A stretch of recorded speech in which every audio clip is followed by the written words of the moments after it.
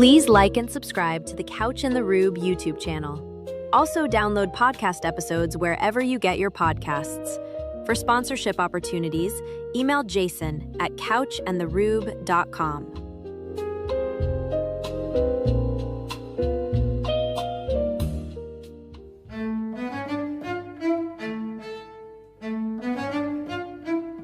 What do you get when you cross a know-it-all newspaper columnist with an awkward, unsophisticated everyman? Yeah. Well, I'm just not sure about that right now.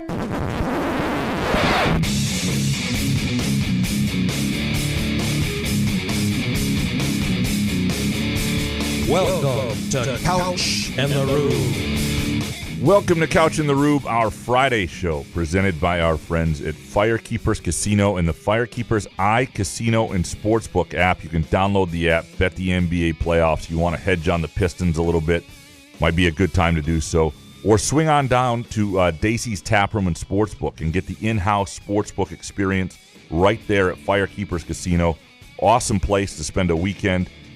Also, Firekeepers Casino, a good place to spend Mother's Day. If your mom's into that, if she's into gambling, I'm telling you, they got Mother's Day specials going on, available next Sunday, May 10th, at the restaurants there, at the Cafe, Smoke and Fire, and also Nibi. And I'm telling you, it's a really good setup. If you're looking for just a fun outing, give your mom a few extra bucks. Let her go wild at Firekeepers Casino.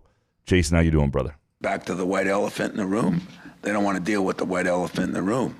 Not like sweet the national championship's on. Oh, I can't wait for this. It just happens. I just broke my chair for real. This is not good. What's up, buddy? How are you? Good, man. That'd be wild to take your mom to Mother's Day. She was down for that. At Firekeepers? I think you can still crush heaters at Firekeepers. So if your mom likes to crush heaters and do a little slots, my mom would be fun. It would not be the thing for my mom. No, personally, I would nor figure. would Elizabeth, but that's right. She's a new mom now. She is a new mom. Step your game up. This is a whole different deal. Oh, dude, you're screwed.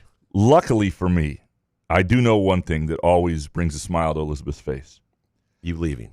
That and Groovy Donuts. Oh. And so we're going to get into the Groovy Donut Twitter questions here in a moment. But like Mother's Day without Groovy Donuts is not really Mother's Day, right? If you're looking for a way to just right away say, I love you, bring a smile, bring joy, because that's what Groovy Donuts do. They bring joy to you. And there's all sorts of cool stuff going on right now.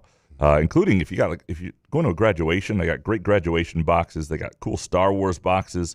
The Darth Vader donuts, the Stormtroopers are my absolute favorites as well. All sorts of other good stuff. Strawberry shortcake, old fashioned. Just you can put it together in an entire assortment. Just tell us which one isn't your favorite. Yeah, it's hard. Probably save time. Yeah. It's yeah. Anyway, we'll get into those moments. So what do you go, flowers too? You have to do flowers and donuts, or like it's her first Mother's Yeah, I got to do Day? more than that. It's like a big day, right? Like I thought originally Cora wasn't supposed to be born until May 9th, so there was a chance that we were going to be like in the hospital on Mother's Day, and some of that would be sort of, but yeah, no, it's Can't get out of it. No, there's no getting out of it now. There's no getting out of You're it. screwed. Anyway, It's the first one too. That's a lot of pressure. so much pressure, Dude. But Father's Day is a month later, so then there's pressure on her. Not as much. Maybe not. Okay. I mean, you didn't do much of anything though. She did all the heavy lifting. I've- or pushing, however you want to say it. Yeah, no, You just stood there with your muskox flannel on. I've done my part since though. How you feeling? That's exactly how it goes. Bush. I'll be right back. I got to check the score of this Man United. CC. Well, I can't even do your soccer terms. Hey, big final for Torquay, or big playoff game for Torquay United on Saturday. Oh, yeah? By the way, yeah. So Soccer is boring. That's right, Cora. She came just right out of the womb saying that. all right, before we get into our Groovy Donut Twitter questions, as we do with every end of week show, what we are betting on this weekend, presented by our friends at Firekeepers Casino and the Firekeepers iCasino and Sportsbook app.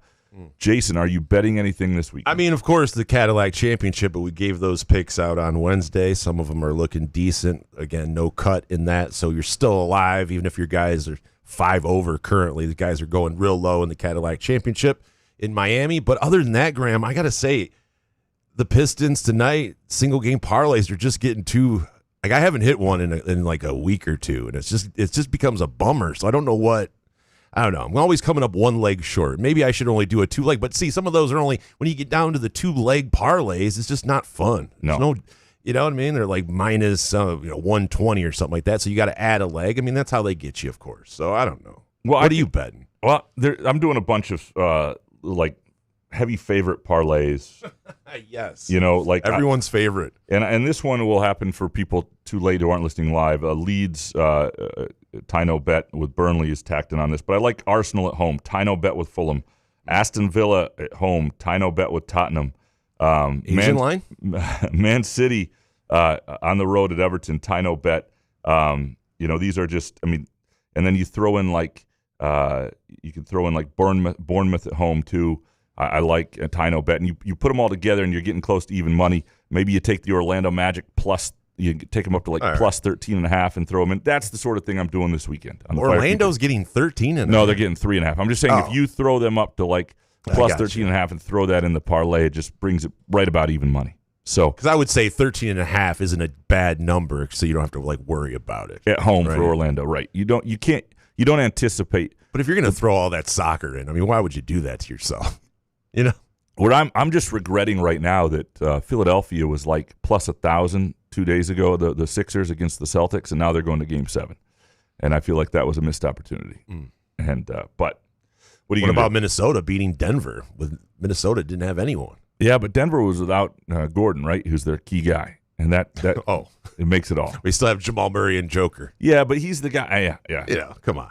Yeah, I had a little on Denver or on Minnesota. All right. Most of it was hedging finals bets that I'd had a long time ago on Denver. Do you get a lot of spam calls? I got another one right now. Absolutely. I mean, it isn't as bad as it used to be, but I don't answer my phone anymore anyway. So yeah, I think I have like 40 notifications on my phone from my phone app thing. It's 22.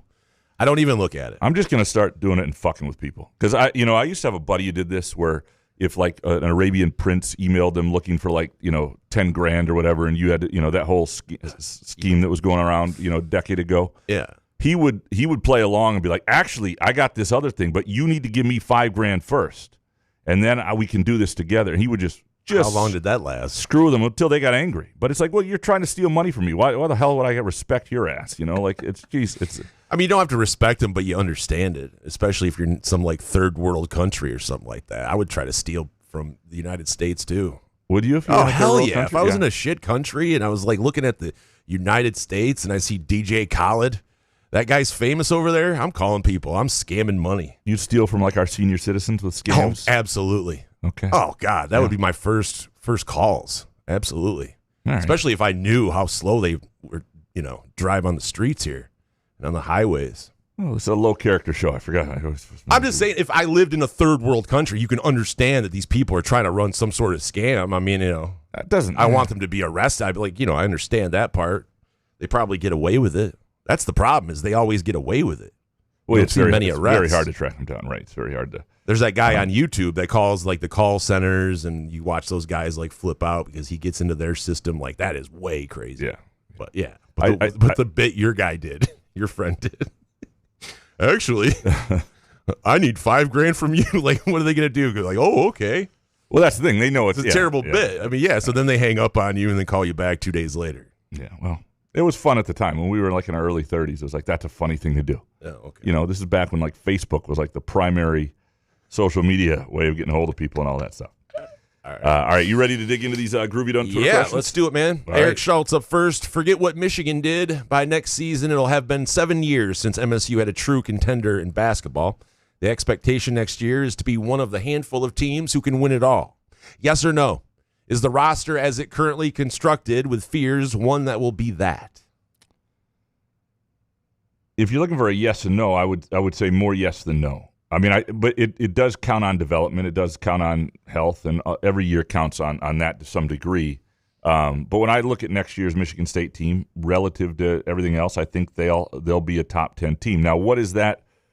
We saw this year the difference between MSU and like the top 4, and that's what you're not unsure of. But I think they have a chance. Certainly, I think the step Cam Ward will take. I think the Caleb Glenn addition will help, and Josiah Jervis is a guy who a lot of people are high on, and if he is the player they hope he'll be as a freshman, I mean, you're talking about a guy who may, could be their leading scorer. So, really, yeah. I mean, when you look around, you don't want Fears to be the leading scorer. I mean, right? It's just hearing a freshman coming in and doing something like that. I don't think it's going to be leading scorer like 25 a game. I think it's going to be a pretty balanced attack. But you could see a guy in the low teens sort of thing, and maybe he won't play enough for that. Maybe he'll be split in too many minutes and it'll be somewhere else. But when you look at next year's team leading, like to me, for Michigan State, and I understand you want, if Fears becomes a reliable outside shooter, if he does certain things to his game that he didn't have yet this year, then maybe that still plays. But you don't necessarily want your point guard. I don't think Michigan State is competing for a national title if Fears is the guy who they have to go to for buckets. I think that's but yeah, I would say true contender, you're talking 2019. Is this team, again, that was a little different era, but yeah, I'd say more yes than no. That would be my analysis right now. Next one from Eric. Did I miss something with McCullough? Graham's out here crying blasphemy that I want someone to supplant him. We're talking about the guy who played 4 total minutes the last month of the year, right? The guy who through 2 years hasn't shown he can rebound or defend. He might be fine, but we're trying to win title number 2 here. Why risk it if you don't have to? So I'm not saying that McCullough is the answer necessarily. I'm just saying I wouldn't give up on him. That I think he's going to be a better player than some people might think. That's it.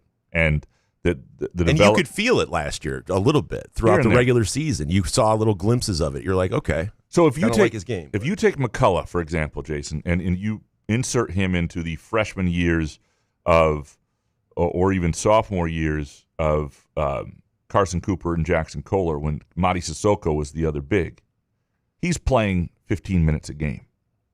That what happened is his first year playing, Michigan State actually had guys at his position who were good players, seasoned players, and were just a step above, and there was a difference from when he was on the court to them, so why would he play more? Now, you could argue it could have been used more in certain games, but I think he has a lot of potential as a player, and somebody who can will help them as soon as next year quite a bit. Dominic, Jason, why does Graham always try to be a shoulder to cry on, a safe space for our pain? Then he has one of his chotch bros on the show. The guy shits all over MSU. Graham nods along and calls him a beautiful man and asks Jason if he has any takeaways. I have takeaways, Dick. Did Baumgartner shit on Michigan State during the interview? He did not. Not once. Okay. We barely talked about that. Okay. I may have joked about Michigan State having like 10 first-round picks, and he might have played along, but I set him up for that. That was not. Yeah, that was not on him. Right. Yeah, apologize. Yeah, you guys are hilarious. Yeah. Sorry, Dominic. Are you a shoulder to cry on though? I don't view you as that. It's like, yeah, I alienate most people. I think that's what it is. Sometimes I know that pain. Yeah, I do the same. Like I was, LSJ made its softball debut last night for the year, and won 6-4. By the way, without you? No, with me. I played. You played? I'm playing.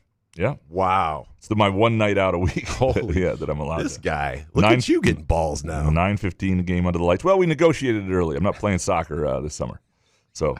When you have 2 things, you can kind of keep one. You have to go in like that. If you only have one thing, you're going to lose it. You got to make sure you have 2 things that you were doing, and you get to keep one. And you're going to the World Cup. That's going to be it. Yeah, I'm going to have to hire somebody to come help while I'm gone.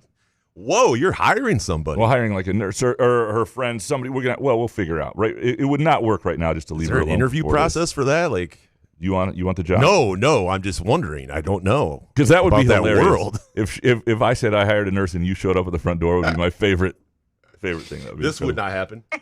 You would not be laughing. Yeah. No.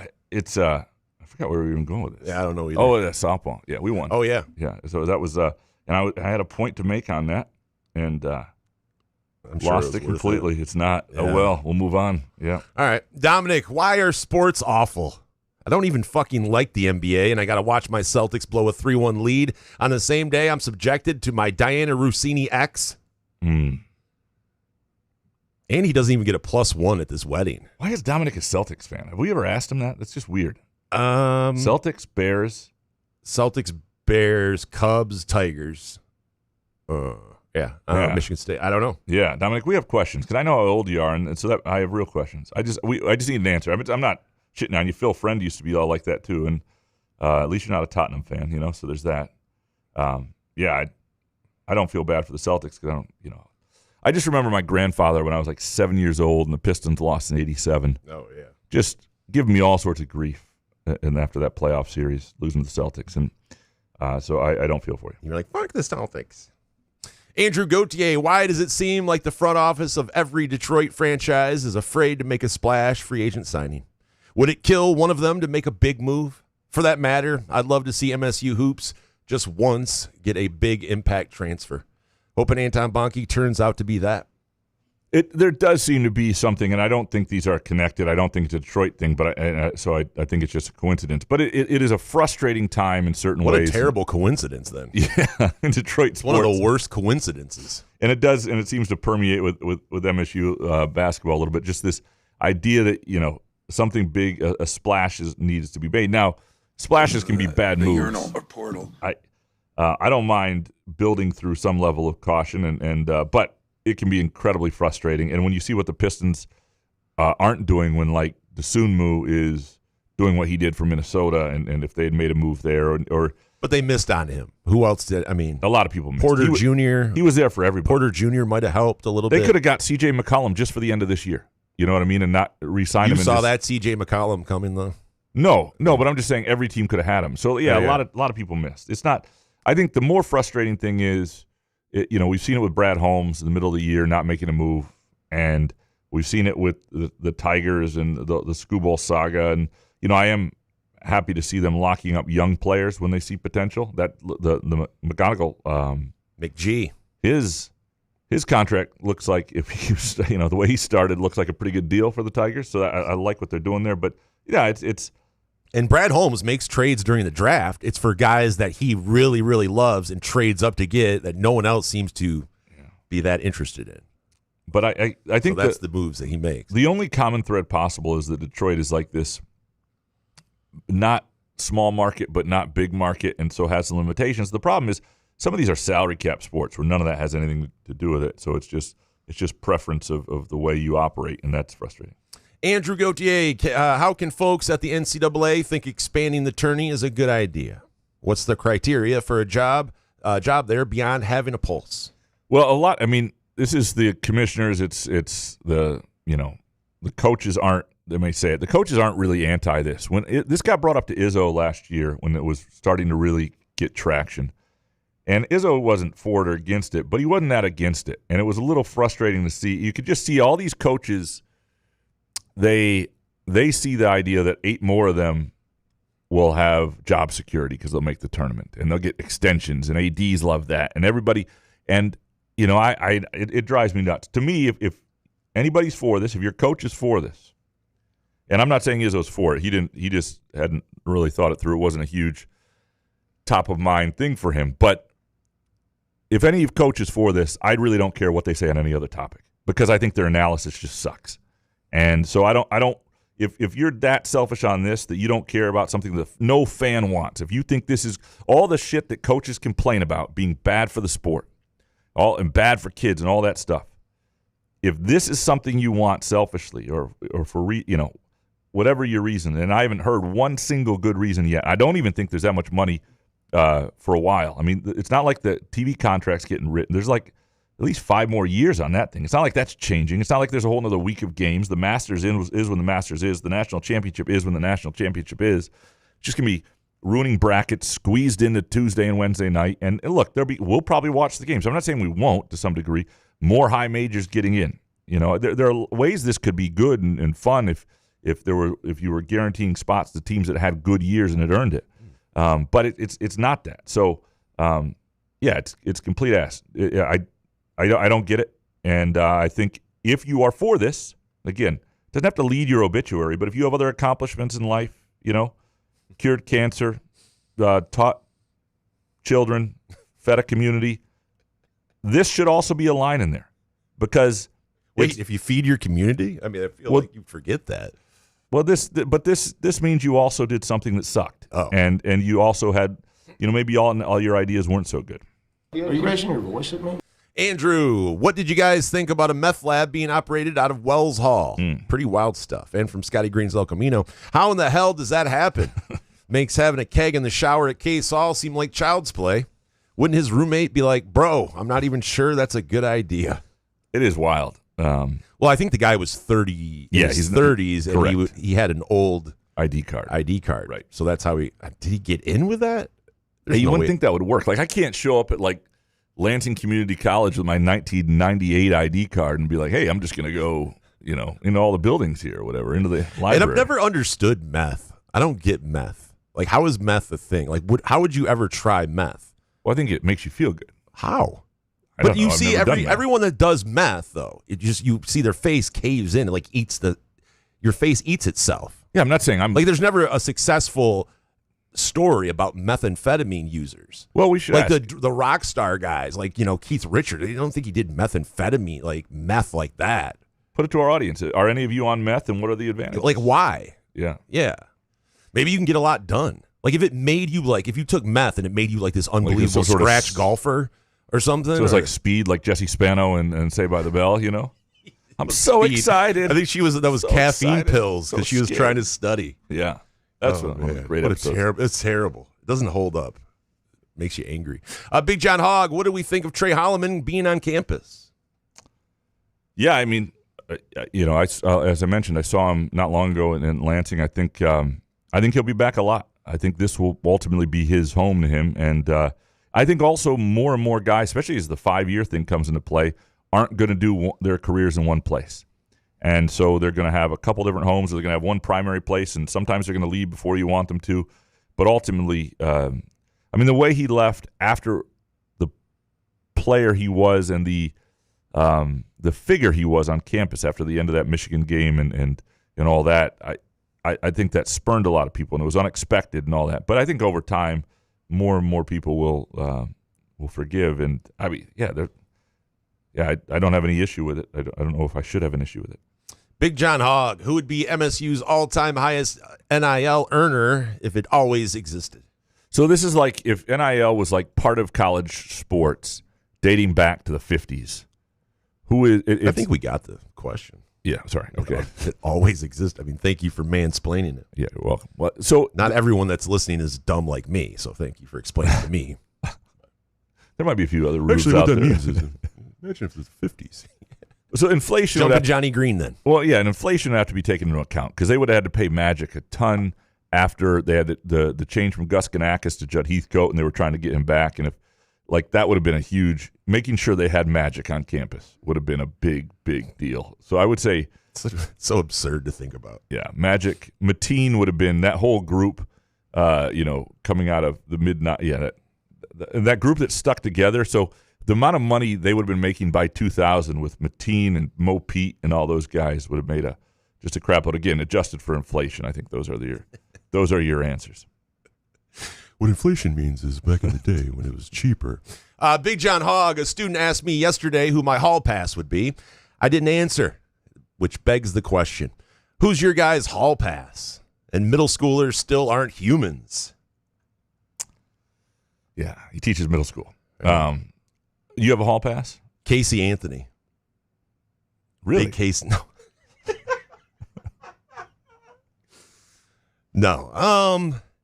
It's so stupid. I don't even think T would even care. I mean, there's. Yeah, I was gonna say I don't. I mean, if I say Carmen Electra, it's like, what am I gonna do? Run into Carmen Electra? Right. And, I mean, both in our 50s. It's like, all right. Neither one of us actually technically has a hall pass. Let's just be clear on that.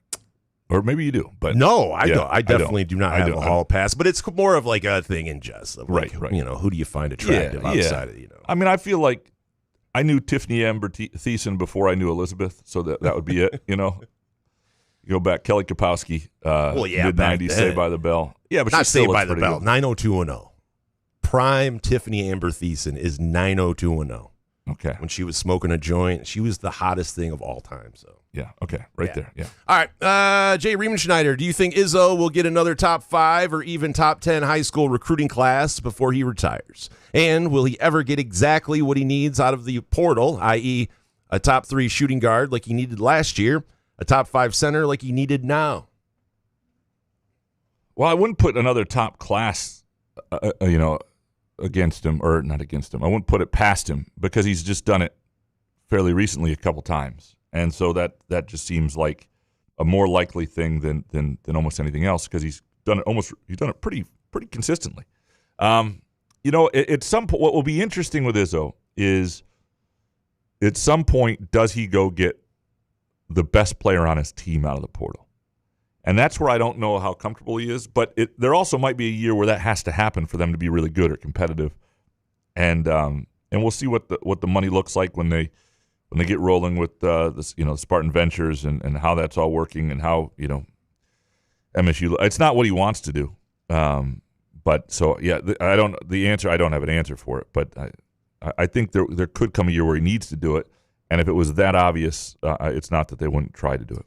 Jay Riemann-Schneider next. Do you think Dusty and Izzo both knew the other was going to be at that particular Pistons game? I have no idea, and I bet they're not in each other's. About Michigan. Great question. Yeah, spheres enough to know. Yeah. And if they did, then what? Yeah, I mean, you're not going to not go because I don't think they. I mean, they may not be best friends, but I don't think they if I see him on the street, I'm going to take him down sort of deal. It's not. I don't think life is like that, It's especially when you're 70. I don't know if you still have that mentality. Yeah. What exit? Yeah. Who cares? 70-year-old Izzo taking on Dusty. Who would win that fight? Oh my God! Save that for July. Sorry. Ben Jen, how the hell are the Tigers only 16-16? I don't know. We need to play this, I think. Buenos tardes. It is time for the Detroit Tigers Gambling Update with Gramanito Couch and Jason Nick. So Kenley Jansen's ass. Yeah, he's not good. And Finnegan is our closer now. I saw him against the Reds yesterday. I'm good with that. You are? Well, you don't have time to screw around when these closers or relievers fall off or they're having a bad year, which happens from time to time. You can't sit there and. But why wouldn't you throw Jansen in there yesterday when you have a nice lead? Try and get him some confidence. I guess. Yeah, was it because he had more than 12 pitches the night prior? Probably. I'm so sick of these baseball guys. Something along those. Who do they? Let's see who's pitching tonight. It's Flaherty. Oh well, 6:40 p.m. Yeah, maybe get on the Rangers, who are also 15 and 16. Stop telling people to bet against their favorite teams. It doesn't make any sense. It's Flaherty. You're going to win $30, and you're still going to root against your favorite team. Bet the over 8. Whatever you're going to do. Unless you have a hell of a bankroll, it's just there's no point. Don't listen to Casino and Sportsbook over 8 on the or whatever the over 3.5 on the Rangers run line is what I would bet. What I would bet tonight. I mean they're an interesting team though because they're not. Castellani talked about this the other day on his post-game video, the idea that they never seem out of a game, but nothing's ever safe. So they're kind of a wild, entertaining team. They're frustrating as hell sometimes, but they're not a team that, like a few years ago when they get down 2-0, it'd be like, that's it. They're done. They don't have that to them at least. And the good news is that's great. And the division sucks. So they're in first place in the division at 16-16. I have more faith that they're going to win the division than I do they're going to win 84 games. I mean, that's. I mean, aren't the Twins broke? Yeah, the Twins are screwed. Right? How are the Twins even winning games? I think the Guardians are the only team that has a chance, yeah. Can the Twins make payroll? Ben Jen, why do I feel like even with Jeremy Fears that MSU ceiling is still an Elite Eight? Well, it's because what you've seen recently. You have to kind of get out. Sometimes you can't imagine something till you see it. And the problem is we all struggle with this, the idea of picturing a team growing from year to year. And what I would do is if you're of a certain age, I would go back to like the early MSU teams under Izzo and just think about who those teams were with guys year over year, right? And in 97, 98, when they win their first Big Ten, but they're a 4 seed and they lose in the Sweet 16, and what that felt like. And then with the same group of guys, the next year Izzo would argue one of his best teams that they lose in the Final Four. They're a 1 seed, different group. The next year they win the national title. Like guys grow, right? Morris Peterson became a much better player. Different guys grow into different things. That's happened throughout time with lots of guys at Michigan State. I think Cam Ward. I think what happens freshman to sophomore year with Cam Ward and Jordan Scott is really, really important. I want to see what Jesse McCullough does with a year, with a summer where he's not hurt. And I'm not saying he even becomes their starting center. I'm just saying let's see what a guy does in an offseason with a true understanding that there's great opportunity and where they need to get to. And that's I think that's part of it. It's tough to imagine what you've seen the last couple of years being something else, and that's why you imagine it that way. Rug and Tub next. Is it fair to classify Pat Fitzgerald's recruiting as a mix between D'Antonio and Mel Tugger? He's getting diamonds in a rough mixed in with 4 stars. I'm so excited about this recruiting class. I feel like Mel with a phone in my hand. Yeah, we don't have enough time for all of that. So I have zero interest in high school recruiting until after the football season, or until late in the football season. And the reason is because you can have somebody who's a 4-star who says they're closing their commitment, they're committed to Michigan State and all that stuff, and that's great, and it's better than it not happening. But then the season plays out. And what happens if MSU's 4-8 and there's some bad juju, so to speak? Like, do they keep that commitment? Do people get in their ear? Like, that's the question. If kids from Illinois, all of a sudden Illinois has a good year, Illinois smacks them around at Spartan Stadium, that looks like a better situation. These are 17, 16, 18-year-olds. They're impressionable. I don't want to say stupid, but they're impressionable. And, there's going to be money thrown around that could be different. I just don't. I think there are some promising things that have shown up early in recruiting. But in this day and age, until they sign, the high school kids can't give a shit. I just can't care. And the high school kids have done this to themselves with their unreliability. And again, it's better than them not doing it. It's better, it's not. It would be much worse if they were not committing at all. I'm not saying there isn't something there, but and again, we'll see what happens, where the money is, how much money there is to compete as a roster, what the roster really looks like this year. So you hate high school football players? No. I just hate the recruiting process because what I wish is you could do is I wish you could sign the second you commit at any point. And then you're just locked in as long as that coach doesn't leave. I do think the better thing this year than last year is last year there was so much momentum that Jonathan Smith might get fired, and players could see that. There won't be that this year. So even if the year's not going that well, it won't be like this isn't the coach you're playing for. There's uncertainty there. So that'll be better. It's just really hard to care. To think it matters. I mean, it matters, but to think that commitments at this stage mean a whole lot. And I understand that and I keep saying I'm going to do this feature. I was planning to do it last year till the things went really south with Jonathan Smith, where you just look over a 5-year period at how many players in the Big Ten. What you do is you take the first weekend, take 18 teams in the Big Ten, take the 22 starters. How many of them are at the school they first committed to verbally? And that'll give you a sense whether that stuff matters. And maybe it does, and that needs to be done, and I need to do that this year. Rug and Tub. Would you rather wake up naked in a forest 5 miles from home or wake up wearing underwear in a family wedding? Well, next week I'm going to a family wedding, and they look at me, my in-laws look at me like I'm wearing underwear. So which would you rather? Would you rather? I guess I could just do that, and I would get the same looks. I mean, why would I want 5 miles from home? I'm in Ovid. I could walk through backyards. Yeah, I'd be fine. Cut my dick and balls if, someone drives by or something. I can't get a ride or anything, right? I have to just walk all the way 5 miles. I walk all the time 5 miles. That's my treadmill distance. So, I would be fine with that. Naked, that's somebody else's problem.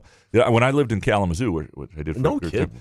I did not even have curtains for a long time or anything. My windows, you could just see in. And a lot of times if I had to get somewhere to somewhere and I didn't have clothes, I just, didn't have a lot on. And if you were looking in, that's on you. You're the pervert, not me, right? Yeah, but I don't know when you're beaten off. Well, you don't do that in front of the windows. Oh. You don't? Do you do that in front of the windows? That's what curtains are for. Kerputang next. Feels like Michigan State is doing enough to be half wet in football. Maybe waiting to see what Fitzgerald can do before they fully invest. I feel like the more time we waste, the more we fall behind, requiring more money to catch up. When will we know they are fully committed to this? I think they're fully committed. I think there are some limitations, and they're trying to find a way that they are doing something that's sustainable. They're trying to find a way for what they have and what they think they can have year over year to be something that works at the top level. And we'll see. I think they need momentum, and that's going to take a year where they just overachieve a little, or you just see some promise, like the opposite of last year in a lot of ways. But yeah, I don't know if they're falling behind anymore at this point. They've got to, there's a perception that there's investment. There's a new coach who's had a proven track record to some degree in the Big Ten. I don't know if that's going to happen in terms of falling further behind. Professor, how much are the Pistons and MSU hoops clones of each other? Good defense, suspect shooting from secondary players, and a dominant point guard who can be offensively inefficient and miss layups and 50-50 balls. And believe me, I say it 3 times a Pistons game. There are some. Is this Michigan State I'm watching? What is happening? There are some things there. A team that really, just sort of overachieves during the regular season a little bit and has the Oscar Thompson missed layup. Okay. Yeah. Is that your Cohen Carr, basically? Yeah. No, that's my Carson Cooper. Love Coop, but dunk it. I see. See just a little of that. Yeah. Professor, bazooka to the head. Who is the leading scorer for MSU hoops next season? Well, if you put a bazooka to the head, I'm taking Josiah Jervis. That would be my bazooka to the head. Really? Yeah. I feel like that should be breaking news. Or would it be Fears? No, don't ruin it. Yeah. Hey, you're Jervis guy. Like, okay, that's a tea leaf, as you say. Yeah. I'm reading the tea leaves. Either way, if you can't get Michigan State's starting 5 and leading scorer out of your head, you can get like Josiah Jervis, Jeremy Fears, Cam Ward, Groovy Donuts. You can have their numbers put on it, and maybe they can even do their likeness and their face, and wouldn't even have to pay them NIL. You would just get to eat the donut that looked like them. Go to groovydonuts.com. You can place a special order today. Again, if you've got a graduation party, Michigan State's got graduation today. I mean, it's May 1st. Why the hell would they, go to school for – I mean, it's amazing how little school these kids actually go to, and then it's graduation day already. It just pisses me off that they get a degree for this bullshit. It's May 1st. Like, go a couple more weeks. Anyway, the sorry. It's a live read? Yeah, sorry. Sorry, that's part of. But if you've got a graduation party anytime now through high school and in June or whatnot, you bring Groovy Donuts, people will remember you came. They'll be glad you came. And it's better than a card, trust me. Sometimes better than money, depending on how much money you're giving, but always brings joy. Go to groovydonuts.com. Place your order today. They're open Thursday through Sunday, 7 a.m. to 1 p.m. 2 locations, Lake Lansing Road in East Lansing, and also in Williamston. David Jackson next. Jokic looks so damn big on the court, listed at 6'11". 6'11" guys are a dime a dozen in college basketball, yet they always look so much smaller than Jokic. Terrace Reed, for example, is listed at 6'11" and is bulky, but he looks much smaller than Jokic. Are college heights fake? Yes. That's the difference. I mean, most of these guys, when they get measured at the combine, go down an inch, and that's what changes. Because they don't want to be a 7-footer, right? Well, as a center, you don't mind it. That was like Durant who didn't want to do that. Is Jokic really only listed at 6'11"? That surprises me a little bit.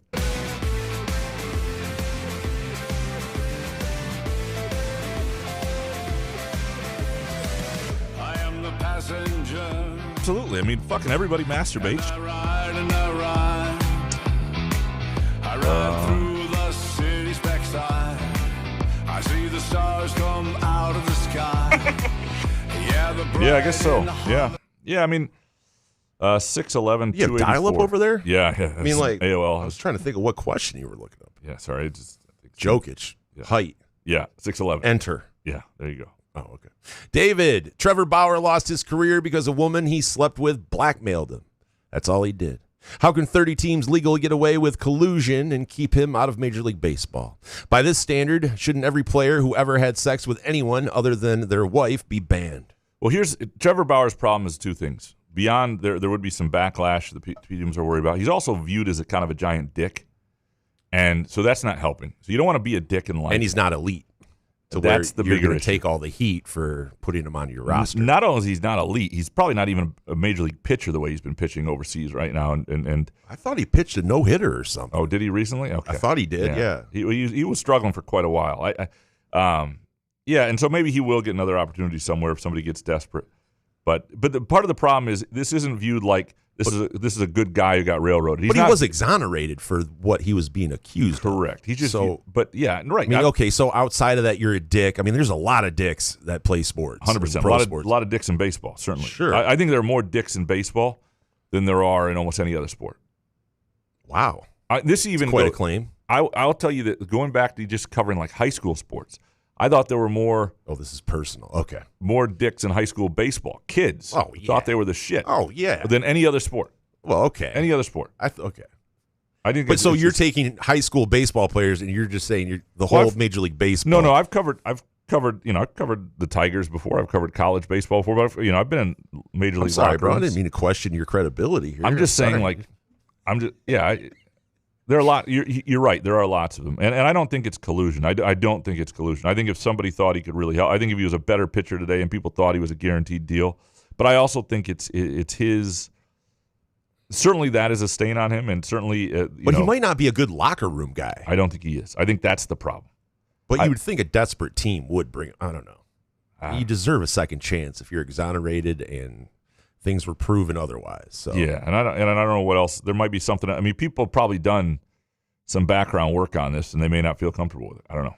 Peplowski's knee brace next. Duren and Osser cannot be on the court together come playoff time. That's clear.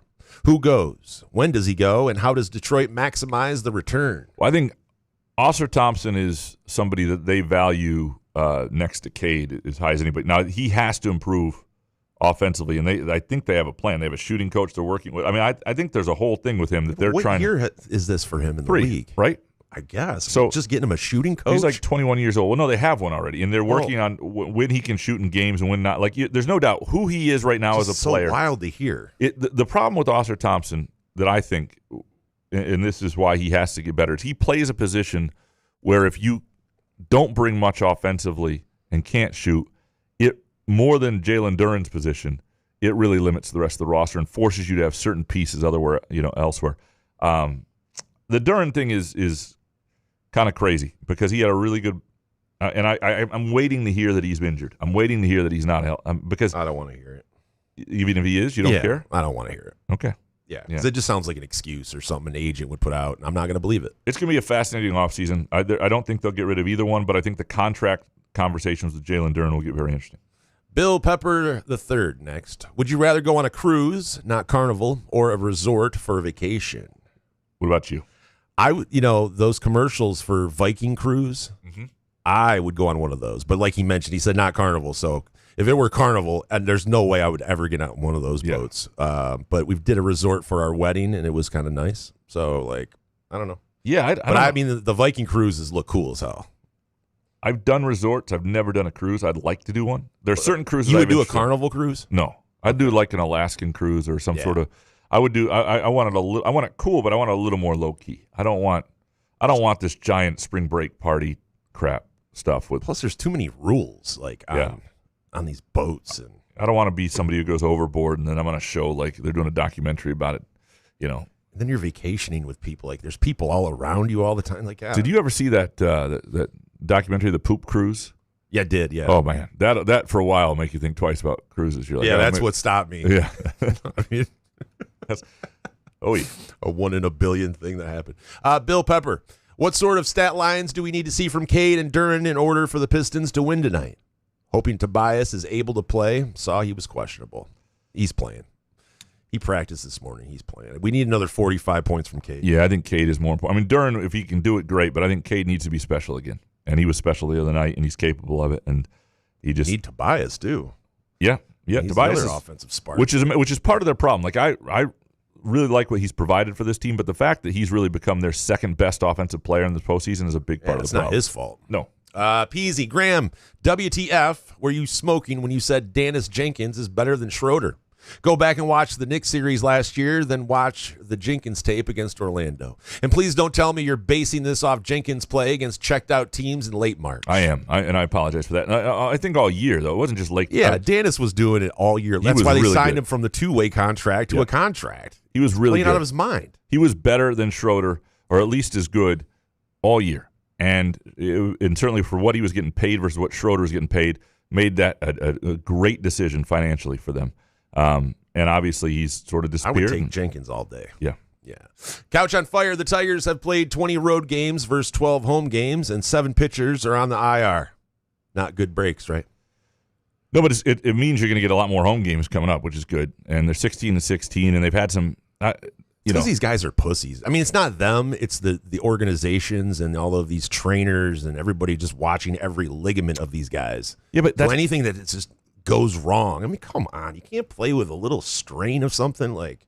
early in the year, you don't want to do it. Not in April. You want to wait till it's warm. Yeah, I don't know. I want things the way they were when I was younger. Graham, come on, I'm getting old. Couch on fire. Just the old guy now. Did Cade make a statement for the future?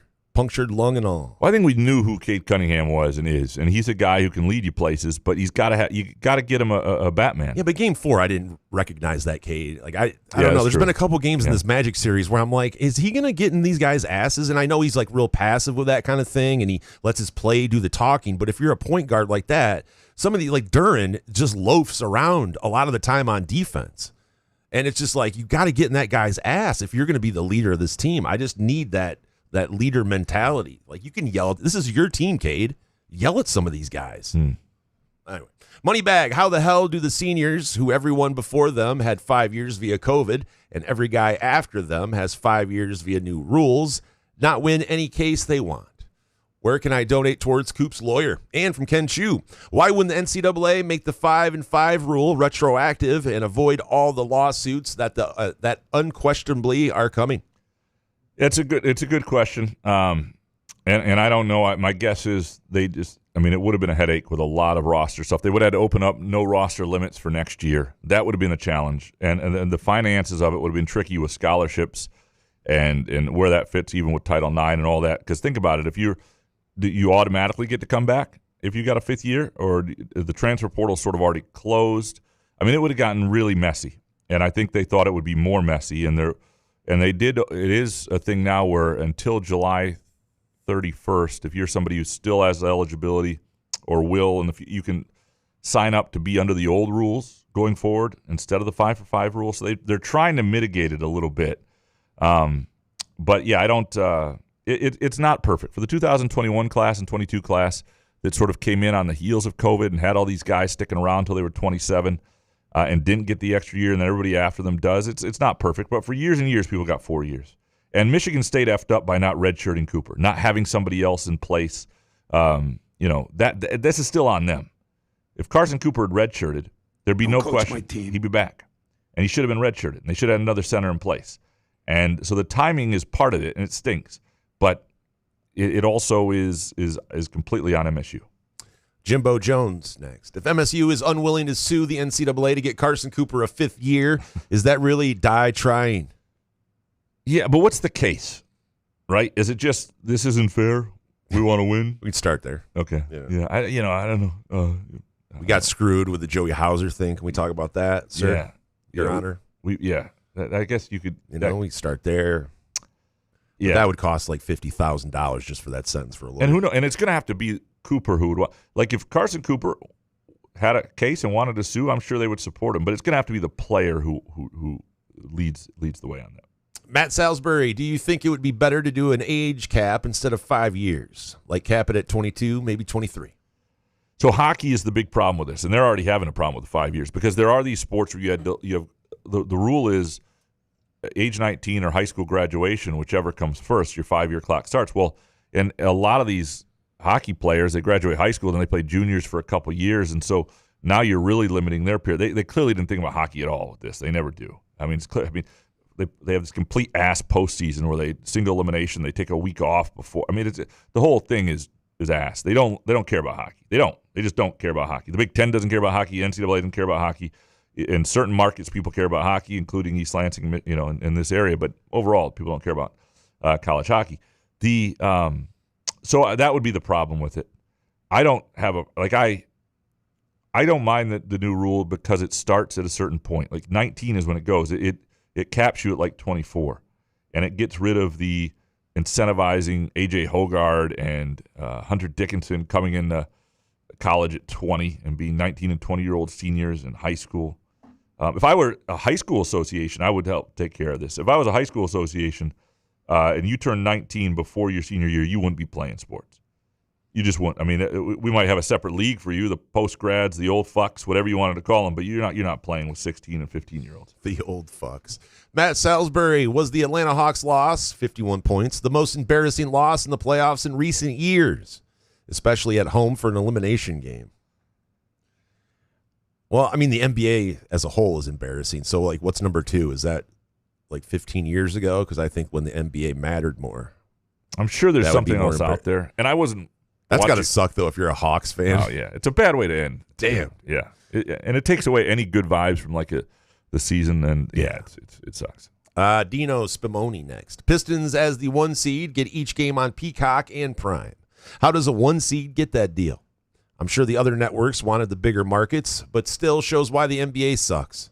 Can't even go to a bar and watch the game, given most don't have Cock or Prime. Most have Peacock at this point because they deal with it so much around here, at least with the Big Ten. I would think now Amazon Prime, whether they figured that out at bars, I don't know. But there's you got all the Thursday night NFL games at this point. I'm a little surprised if.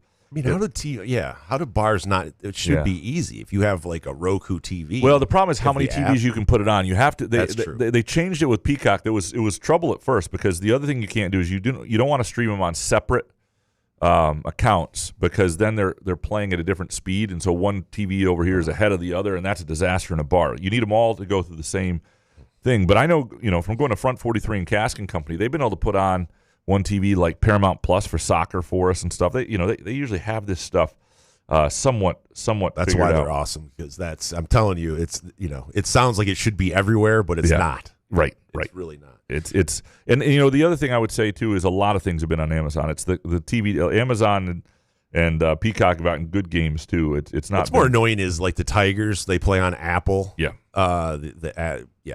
It's like I'm like fuck. I forgot about the Apple app. And then I had to pay $12.99, and I think they play like once or twice a month on it. They find all. I these just don't want to ways even look at the Chargers. I don't want to see them. Scott, who should the Pistons draft at 21 versus who do they draft? Oh, I haven't looked at the draft much. Give me some Hoff. Give you some Hoff. Crush some tape real quick. Yeah, I'm gonna crush it. Hold on. All right. Sky, it looks so good tonight. That's crazy. I'm not talking about this. No. I am a passenger. That's the tape. I stay under glass. I look through my window so bright. Free Uber. I see the stars come out tonight. I see the bright and hollow sky over the city's ripped back sky. All right, so I'm looking at who Sam Vecini has here. He has Dalen Swain from Texas. Tell the people at home who Dylan Swain is. I don't know much about him. So I don't. And I'm just looking at who else is in that area that I like. God, Jaden Creighton's from Kentucky. I don't see anybody there. I mean, Terrace Reed Jr. is in that stretch, and I just don't know what kind of pro he's going to be. I don't actually love that. The guy that I'm sort of intrigued by is a little later than this, who I think is going to be a pro and stick around a long time because he can shoot and is Bennett Sturts from Iowa, and he's picked to go 26 here. I'll be curious to see. Scott Docterman talk you into that pick? What? He did not. Iowa basketball? Yeah, no, he's a hell of a player. It's a great question. I have not done any work on this. I'm just pulling out names of guys I sort of know and like at this point. I got nothing. I know I'm waiting for people to get done fast forwarding. Oh, usually when it stops and they get a certain amount of time. All right, guys, here we go. Yeah. All right, Scott, what are your thoughts on Sawi breaking the 2-hour marathon threshold in London on Sunday? This is a monumental achievement similar to breaking 4 minutes on the mile. Yeah, I didn't know this until I saw this question, and it is huge. I mean, it is? Well, under 2 hours? I mean, it all is crazy to me. You could tell me anytime, they ran a mile in 5 minutes. I'm like, holy shit. Yeah. Really? I mean, they break a 5 minute mile. Like anything you tell me, I'd be like, "Wow, I walk a mile." He broke the previous record by over a minute. That's crazy to me. But if you would have told me it was something else, I'd be like, "Damn, that's crazy." But think about 26 miles in under 2 hours. I mean, it's insanity. This guy is running his every mile faster than I can run 1 mile. I mean, it's amazing. A lot faster. Yeah. Like you act as if they're close or something. Faster than a lot of runners can run 1 mile. I mean, it's incredible. Yeah. Janet in Plymouth. From Diana Rossini to Joy Taylor to the CBS golf gal who allegedly had an affair with Rory McIlroy, Amanda Bellionis, to that fired Lansing gal, who allegedly had something going on with Mel Tucker. What? That's a pattern. I know you guys can't say it, but I'll say it. I'm tired of cleat chasing bimbo reporters forced into any and all sports programming. Okay, God damn it, Janet. You got a new fan in me. Dude, Janet moves up. We're moving Janet up next show. Okay, there's something in common that some of these people have. Yeah, we don't have enough time for all of that. And Rossini's a little different because she was also working for the Athletic and print and stuff like that. But what do they all have in common? Television. They didn't get into journalism to be like, I want to tell stories and do the news. I want to be on TV, and I'm not an actor. Like one of my big problems in journalism, and I have lots of friends in television. There are lots of good reporters and good journalists in journalism, and there are lots of women who do things really on the up and up, and that sucks for them, all this stuff. But having been around the business a while, I will tell you there is and having gone to college in broadcast journalism and having edited a lot of packages for people who had very little interest in learning how to actually do the craft, but just wanted to be on air. I'll say that there's a difference. Like I used to joke, and I piss people. I used to say there were actually 12 television journalists in the world, and everybody else just wants to be on TV. So the difference, just don't compare people who want to be on TV with journalists. Like that, there's a difference, right? I just want to be on TV, and this is my path to do so. That's an exaggeration. There are lots of good people. There are good people in this market. There are lots of, it's just because Amanda Bailey-Onis, she's just on TV interviewing the guys post round. Like she doesn't really give you any of her takes or anything. Right. And Joy Taylor, anyway. Yeah, I've never seen anything Joy Taylor's done. Most of the time these things happen, it's a little bit predictable, but it wasn't somebody who was grinding away in journalism school. Right? That's not their path. How about Diana Rossini having a Spotify playlist for when Vrabel, who went back? It is scary how people go back on certain things. I know it was a national story, so people are going to be interested, but to think of going to a Spotify playlist and the year of it and checking out the Titans schedule and pretty amazing. I mean, my God. Yeah. That poor husband. Yeah. Poor husband. And poor wife, I guess you got to say both for Vrabel. Janet in Plymouth, who's the best listener of all time. My husband and I can't get into the Pistons, and our kids couldn't care less about the NBA in general. I think the NBA is a dying league, and these valuations are nonsense. Is this my burner account? Did I sign up for this when I was baked and I don't remember? Are you Janet in Plymouth? Teresa's not your husband? Shout out Janet. Yeah. See, I feel differently, but I understand. Please tell me you have some hot takes on Monday, Janet. Come on. Yeah, these are good, Janet. Yeah, I'm enjoying it. Skylar Verdon Couch, why do you have such belief that that the Scores Act or whatever other rule Congress passes will rein in NIL spending? You mentioned you respect Ross Dellinger. You should listen to the podcast he does. That podcast and most people in the know of college sports don't think spending will be reined in anytime soon. Yeah, I don't think it necessarily will be either. There are two things. One, I think there is some level of unsustainability that these guys don't see 100%. I just do. But I also think what I'm simply saying is what is being done by everybody just about is outside the rules. And in our business, if we're covering it and we're just ignoring that, we at least need to ask, how is this happening? How are you able to do this? I'm not. The Scores Act, if it passes, would work. I think. I don't think it's going to pass. I don't think they can get it together, and I think collective bargaining is the only way to set limits and really rein this in to a level that creates consistency across the board, and. Eventually I think we will get there. Let's take a really quick break. We'll come back. Lots more of your Groovy Donut Twitter questions. Couch in the Rube, our Friday show, presented by our friends at Firekeepers Casino and the Firekeepers Casino and Sportsbook app. Where else can you cheer on your team, enjoy a mouth-watering burger or savory sushi, sip on handcrafted cocktails, or one of 46 beers on tap? Take your game day or date night to Cask & Company Kitchen Bar or Front 43 Neighborhood Pub near Frandor. Two amazing places with one awesome blended modern American Asian menu. Catch the game on one of 30 60-inch TVs or stop in for the all-you-can-eat lunch buffet. Enjoy happy hour or elevate your night out at Cask & Company or Front 43 on East Saginaw in Lansing. Ever Ever wonder how comfortable you can be and how good you can look? Put on a Muskox flannel and find out. Muskox has new arrivals for this fall, including the Caper Green Grand Flannel, which even makes couch look good. Muskox is a Detroit-based flannel company that creates soft and durable flannels made to last a lifetime. They become a great partner with Couch in the Rube, not just because they make us look good and feel good, but because they're good people too, and a socially conscious company. For every $100 purchase, $10 is donated to the Alaska Wildlife Conservation. Muskox flannels are designed with 100% cotton that is ethically sourced and double brushed for softness. Feel the quality and comfort of a Muskox flannel by ordering at gomuskox.com, where Couch in the Rube listeners can enjoy $15 off their flannel purchase with the promo code HOFF.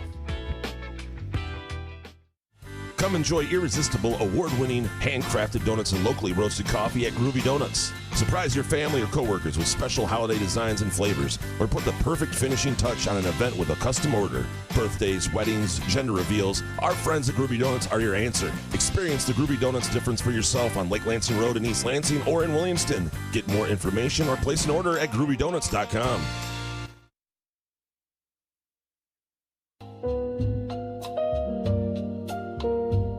Please like and subscribe to the Couch in the Rube YouTube channel. Also, download podcast episodes wherever you get your podcasts. For sponsorship opportunities, email Jason at couchandtherube.com.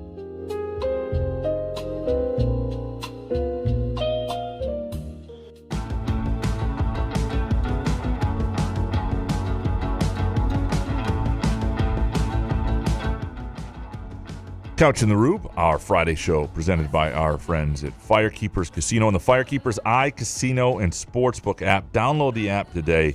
You can bet the NBA playoffs, bet against Flaherty and the Tigers, bet on Flaherty, and really have a roller coaster of a night. Or go down to Dacey's Taproom and Sportsbook, I-94 in Battle Creek, and get the in-house sportsbook experience right there in front of you. All right, back to the Groovy Donut Twitter question. Trey Rice. Graham, you complain about hockey being a single elimination game, and then the other show, you were complaining about NIL regular season not being legit because lower seeds win because of a hot goalie. Do you just not like hockey, perhaps? I think you're talking about NHL. I missed this one. NHL regular season not being legit because lower seeds win. I did say NIL. Yeah. That's on me. Yeah. I should have noticed. It doesn't make sense, but yeah, it's okay. I should have caught that. Anyway, a couple things. One, I like hockey. I think the college, everything should be relative, though, to how much time you put in a regular season. So you put in 35, maybe up to 40 games soon in college hockey. You don't have to go best of 7. Best 2 out of 3 is reasonable to get you to a Frozen Four. I understand the Frozen Four needs to be an event. It's hard to do. But to get there should be best 2 out of 3. I don't think there's any question. With the NHL, my problem is you play 82 freaking games. And then so if you're not going to have something that's representative of the season at all, that's just a lot of wear and tear for – and I think the NBA's got this problem more than it used to right now too. The thing I would do in hockey that I think is easier than some other sports is I would just make how many home games you got in the first round of the NHL playoffs relative to how many points ahead you were in the standings. If you're 10 points ahead of somebody in the standings or more, you get 5 and 2 instead of 4 and 3 in a best of 7 series, and that sort of thing to really give the top seeds and the best teams more advantages and reward them for the regular season. Incentivize the regular season. Doesn't take that team out of the playoffs, but you're at least at home 5 times in the first round, and I think that would give an advantage that at least made the regular season have more meaning. Kurt Wisniewski next. Will the Red Wings make the playoffs in 2027? And will Yzerman make it through next season? I thought they were this year. They were in great spot. I have no clue. I'm surprised. They were supposed to make the playoffs, yeah. Yeah. Like a high percentage, yeah. Yeah, I mean, I think I just don't see Ilitch firing them right now. I haven't seen anything that reports you will. I mean, they're just in a tough spot because they had all these draft picks that, they never got the lottery luck, and now they're sort of in this zone where it's hard to really become great. I mean, my best advice on the Red Wings, it would be, I don't know, it's hard to tear it down. Yeah, but if you're Ilitch, don't you tell Yzerman, like, okay, next year we're making the playoffs. If not, we're going to have a talk. Yeah. Like, you're just, you know what I mean? There has to be some sort of ultimatum at some point, and not just every time we get to this point of a year, we go, but it's Yzerman. But it can't be a public ultimatum, because then he's making then he's making decisions too that you also don't want your if Like Yelich would do that anyway. Right, but if that's here's why I disagree with that. If that's actually the way you want to go about things, if you want to demand they make the playoffs, then you ought to get rid of him now. All right. Because what you don't want is a general manager or executive making decisions that hurt you in the long term for a short-term mediocre year that gets you in the playoffs. But I don't think he's ever done that. Has Yzerman even made any of those kind of trades anyway? That's true. So maybe if you put a fire under his ass, maybe he'll make the trades that he should have made this past season so they could have made the playoffs. Yeah. All right. Richard Kane, did the PGA Tour mistreat players before Liv came along, as Screamin' A. Smith contends? Well, mistreat is not a good word. I mean, these guys were still highly paid. I think the equity that these players are going to be getting after every year, this $1 billion equity, I think is taking care of your players, and that's why I didn't mind Liv. Like, people hate Liv and are happy they're gone. I mean, like, yeah, whatever. I don't know. We went to one of the events. It was all right. Not one of the best, the well-run events, Liv Detroit, but it was definitely interesting to go to. And I think would you go again? Not now. Why would I? I mean, it's a sinking ship. Well, that's what I mean. But if it had not been a sinking ship, would you have enough fun? You would have done it again? Oh, absolutely. Okay. Yeah. We would. Yeah. T loved going on because she got on TV. Okay. She's behind DeChambeau, so she got all excited. So of course she would want to go again. But I don't think the PGA mistreated their players. And by the way, can we stop? Why is Stephen A. Smith talking about golf? Like, NBA, NFL, maybe. Like, I don't listen to him. I can't, because every time I see him, it just turns me off. Stephen A. Smith, like the politics, he wants to be like in politics. There's just too much of this guy. And then I hear him talking about like golf, and I love golf, and I know he doesn't watch golf whatsoever. Yeah, and I just don't want to hear from him. And what people don't realize who are analysts or in his situation, and don't get me wrong, I mean, he's being asked, is part of his job, but when you clearly don't know a topic. But he runs ESPN. You can be like, we're not talking golf. No one's going to get mad if Stephen A. doesn't talk golf. No one's sitting there going like, Stephen, hey, you have a take on this Liv thing? Like, no, I don't think. The problem is, and don't get me wrong, I'm guilty of this too. I mean, I just got asked about the Red Wings and gave an opinion. I don't fucking know. Yeah, I don't know either. But when you talk about something you don't know, it takes away from the things you do know, because people don't know, wait, that doesn't make sense. And when you discover somebody's analysis is off, it makes you question the rest of your analysis. One of the things I've lost, like, Pardon the Interruption, a show that I used to love. To me, Wilbon is sometimes so ill-researched on things that I don't want to hear any of his opinions. He talks about back at him and Tony going to games. Like, remember you and I went to these games? We were there. Like, I get it. You were at every freaking event, Wilbon. Like, if he had an opinion on, like, if you were to ask Wilbon about Pat Fitzgerald, for example, there are opinions to have on Pat Fitzgerald. There's an argument that his 2 years away really will help him. He went and studied other coaches, and that'd be a great, discussion to have. But Wilbon's case would be something like, man, this guy, I mean, in the mid-'90s was a great linebacker, and then he led Northwestern in the early 2000s. Like, he's just stuck in zones where things that are completely irrelevant. He just doesn't – that's just sort of his problem. And so then that turns you off everything he talks about, because you don't know what's good. And that's the problem I think ESPN has. That's the problem Stephen A. Smith has. It's not completely stay in your lane, but understand when you don't be afraid to say something's not your expertise. Right. It's more up with Stephen A. I thought Stephen A. has been entertaining in his career. This late stage, whatever, Stephen A. trying to get into politics and being everywhere. That's the problem. These guys, these celebrities and whoever, if you're on TV, you have to understand. You cannot be on all the time. People do not want to see you. Even if you had a great take about the PGA Tour, dude, it's Stephen A. Smith, man. We don't need you on every single thing. But to answer your question, Richard, I don't think the PGA Tour mistreated their players before Liv, but I think Liv made them open their eyes, and the purses are bigger. But I don't know how long this can last on the PGA Tour either. A lot of these, like the signature one that they're playing, this Cadillac one, is $20 million purse. Like, I don't know where all of this, and they're going to dip their toe in the private equity thing too. They have 12% of this private equity thing. So I don't know. Richard Kane, what's harder to do? Win a Stanley Cup, win a tennis major, or win a golf major? I mean, my answer's easy. What is it, golf major? Yeah. I just think 4 days in a golf major.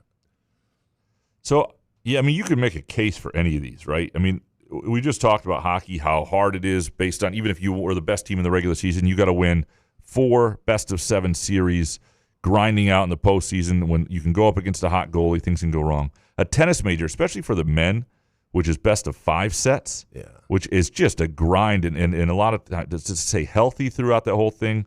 And then, just to win 7 matches and best of 5 sets in a tennis major is on different surfaces is brutal. But you could have less than your A game in a tennis major at some point in the the tournament. I'm saying in a golf major, you need 4 rounds in the 60s area. So that's why a lot of these guys. No, not often. Not enough. It depends on the major, but not often can you sit there and fire a 76 and contend in a major. Yeah, but you can't do that in tennis either. But you can shoot a round that's just a par round. You can just have an average round and then have 3 great rounds or something like that. But yeah, I know what you're saying. All impressive, I guess. Yeah, and golf. The thing about golf is, you don't control your opponent at all. That's what's hard about golf. Like in tennis, there's an element of the matchup, right? Some guys aren't as good against lefties, or this guy serves well, and you're hitting to prevent them from doing something. In hockey, you're going against somebody. In golf, you have no control over somebody else shooting a 64. Yeah. And that so I mean that's a good answer there. Richard Kane, have any MSU personnel, players or coaches, past or present, offered Graham and Elizabeth their congratulations? A few absolutely. Because you respond to Steven yet? What's wrong with you? Steven Izzo? Yeah. No, the other Steven listens to this show. What's wrong with you? Well, first of all, there are a lot of texts that come in that I still need to get back to. There are some that came in like during really busy times. That's been a little bit of a challenge too, because you're like, anyway. But that's beside the point. I will double check those. But beyond that, yes, I was over doing an MSU tennis story the last for a couple days, and ran into a bunch of people who over there who were congratulatory, and very very nice things said. And I think everybody who's it's one of those things that bonds people together. Everybody's been through this with a newborn or has a kid. It's kind of a fun thing, right? And then you tell a story about a loaded diaper, and we're like, all right, Graham, I guess I got to go. I tend only to tell those stories on air for the masses. Yeah, makes sense. Ralph E., any opinions on the hotel and other proposals next to Spartan Stadium? Should they build it, and why? I'm mixed on this. First of all, I didn't go to Michigan State. I don't have like this feeling, this feeling about campus that somebody had who lived in the dorms and tailgated every Saturday. But what it would feel like. Correct. What I mean is, but what I mean is, some people, if you have that experience, you're like, this is my campus. Don't mess it up. Right. I don't have that feel. That said, I don't want them to mess up the campus. I also think that the powers that be over at MSU see more potential for it. I am mixed. I've read through the proposals a little bit, or what we've reported on them, and I don't know. I like campus as it is. I don't think a lot of the stuff's necessary, but I don't have this I don't look at it and go, what the hell, And I know a lot of people do think that. Keith Stupera next. I've never understood why scum fans say MSU is so irrelevant, but yet they always are posting or commenting on MSU. Make it make sense. Well, but that's every rivalry. That's every opposing. Michigan State fans do this with Michigan so much. It's all bullshit. Everybody cares about what their rival does. Everybody wants to shit on their rival, and it just is what it is. It's part of the thing. And to some degree, it's part of the fun. It doesn't always feel like fun, but it's. But do those fan bases say the other fan base or like that they're irrelevant though? But they always no Michigan State fan is saying Michigan's irrelevant. Right? Yeah, no, that's part of the persona and the sort of that is part of the arrogance and the persona of Michigan, right? And that's why they're disliked by in some circles. That's how they're perceived, and they have that attitude. I wouldn't say that's completely throughout their entire fan base, but there are those people who it is what it is. And like I always say, if you choose to root for Michigan or you choose to root for Michigan State, great. There should be no gatekeeping. You should absolutely root for whoever you want to, and you can have all sorts of reasons. But to shit on another school or shit on another team if you didn't actually go there, I don't really understand that. I don't get it. Why? I mean, you made a choice to root for somebody. Yeah. Like that. I'm going to shit on the other person. Yeah. I mean, what do you mean? Okay. As long as it doesn't get too crazy and people take it so seriously, but a little ribbing here and there. I mean, who gives a shit? Thomas Zambiasi next. Why does it seem like the National League is so good this year and most of the disappointments or underwhelming teams beyond the Mets and the Phillies are in the American League? It might even out on a longer time frame, but this seems weird compared to what you'd expect at random. Yeah, I mean, you do look at it, and first of all, it's partly because they played some interleague play already, right? And that's created this. The Phillies are undefeated since Mattingly took over, so yeah, no, it is interesting. There's a lot of subpar records in the American League, and I don't know if that'll stick. I don't know if that's the way it'll be because there are some weird results. The Mets have been beyond. ass. Yeah, I mean, nobody saw that, and I mean, think That about would their be payroll. depressing. Yeah. Tigers fan 63. How soon before the NCAA expands the tournament to 84? Who knows? I mean, hopefully I'm dead by then. I think this will sit for a little bit, but I mean, it sucks. It is. I mean, it just sucks. It's just 76 sucks. Makes it's the just tournament. stupid. I mean, it's just stupid because this was not an 8-team expansion. I said this the other day. This was a 12-team expansion because the key to the whole 68 thing is we could ignore the first 4. We could pretend, our brackets were still due at 12 o'clock on Thursday. That's when it really started. Nobody ever picked one of the first 4 teams to go anywhere, even the high majors. And so it didn't really mess with the tournament, and it let a few more teams in, and fine. So when you go to 76, it makes it harder to do all that. So you're essentially eliminating the Thursday noon kickoff. So that means you're adding 12 teams, and it's going to feel different. It's going to kill the casual pool. We'll still do one here, and we may do a rule that we may wait till. Now we can't wait till after. I don't know how we'll do it, but I would love pools to just start saying fuck those teams. They're not included, and I hope.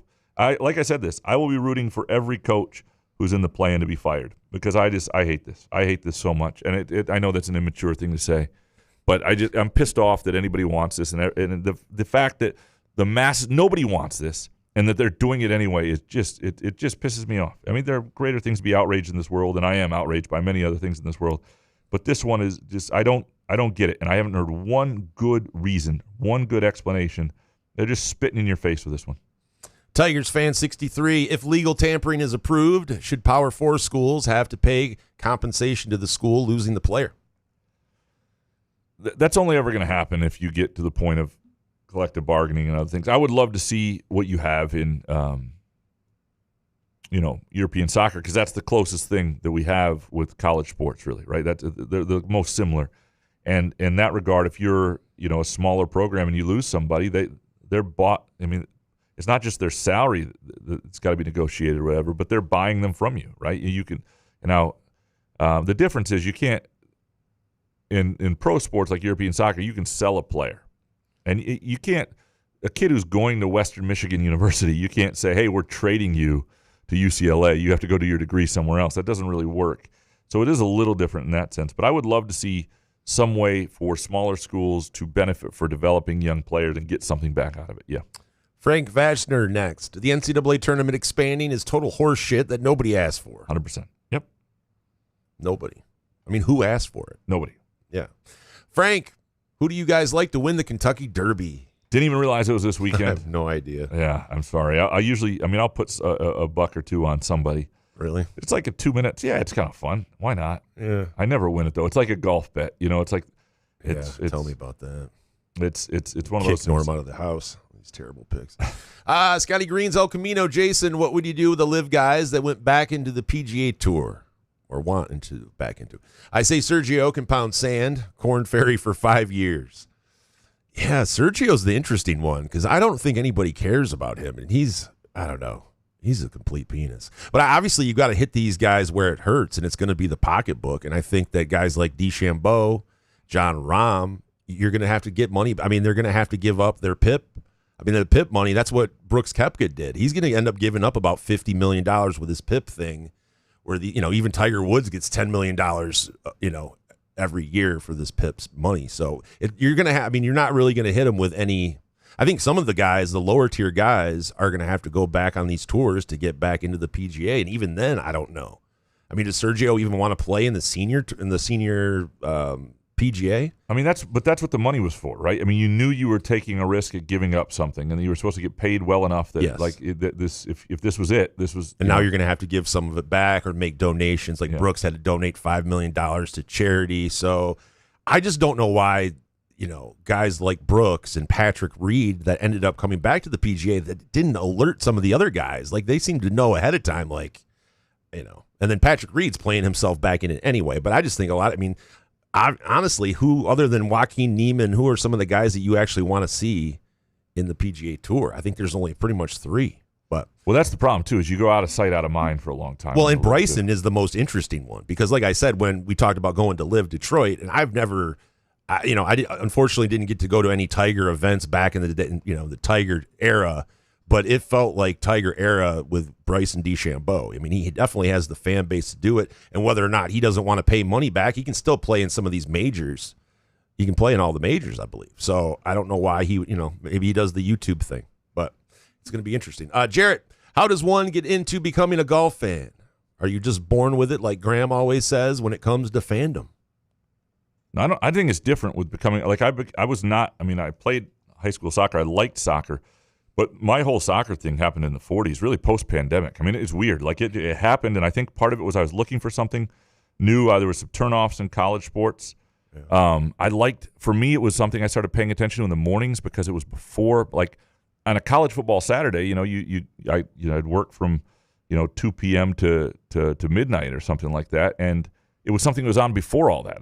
So it just sort of happened, and I got into it. And then I remember the first year we were giving out bets. Didn't I win like 16 of my first 19 bets? Something ridiculous. Like it shouldn't have happened. And I wonder if that had gone the other way. If I'd won 3 of my first 19 bets, whether I would have stayed into it.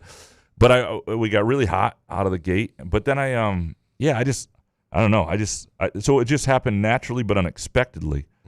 I don't know. But I chose to give it a shot. I don't know. Jason, what do you think here? What about golf? I mean, the golf thing I played when I was younger, but definitely in the Tiger era. And I had a stepdad who was a lawyer, and he liked golfing. So he would take me with. I mean, so I fell in love with golf because of Tiger.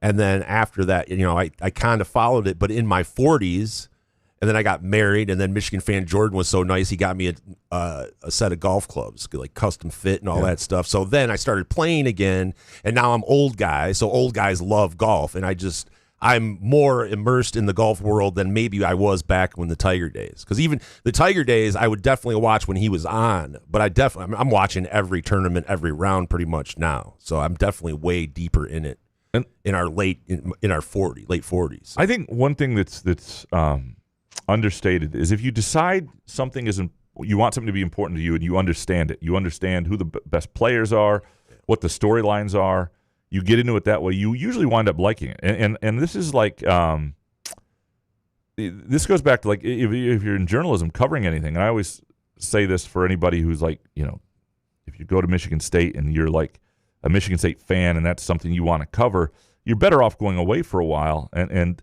because like I remember covering high school water polo for the Daily Herald my senior year of college, and that was my beat, and it was cool. It was my first beat. It gave me a beat after covering random high school football and basketball games all winter and fall, and I got so into it. Like I knew everything in the suburban Chicago water polo. I knew the players. I knew the good storylines. I would features, notebooks, and I'd never really played water polo. I thought it was kind of an interesting sport, but I got really into water polo for that year. I got really into whatever you're covering. Like if you get really into something, you understand the players and the storylines. I think that's the key, is immersing yourself in something for a little while. And if you enjoy it, I like golf because it's just sort of a peaceful thing to have on TV. It's a different type of experience than football, but you got to understand the storylines and the players, and if you do that, you can get really. But it's also falling out of love with other sports though too, 100%. Because I was knee deep in the NBA in 2013, 14, like around that time, where I was so into the NBA. I had the NBA League Pass year after year, and it just slowly you start getting out and getting into other different sports, and I don't know. That's just what happened. Sparty Barb, I'm particularly interested in learning about the French Connection for Michigan State women's basketball. Could you please tell me who on the staff scouted and recruited Emma Broileron and Kathy Emma Otto? Good attempt, I thought. Broileron. Yeah. Broileron? I actually don't. I haven't had to pronounce them myself, so I can't tell you. Cockburn. All right. I can't tell you yet.